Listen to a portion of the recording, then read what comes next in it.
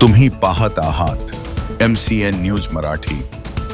समस्त तेली समाज बांधवांचे आराध्य दैवत असलेल्या श्री संत संताजी महाराज जगनाडे यांची जयंती 8 डिसेंबर रोजी जामोद येथील ग्रामपंचायत कार्यालयात मोठ्या उत्साहात साजरी करण्यात आली।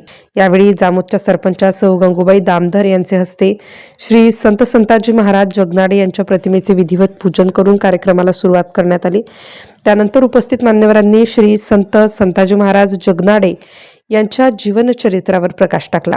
या प्रसंगी ग्रामपंचायत सदस्य कैलास बोडखे, अरुण पारवे, रमेश हागे, मंगेश लोखंडे, सागर उदयकार, अनंता धुर्डे, शरद दलाल, जयेश फुसे, रोशन धुर्डे यांच्यासह ग्रामस्थ प्रामुख्याने उपस्थित होते।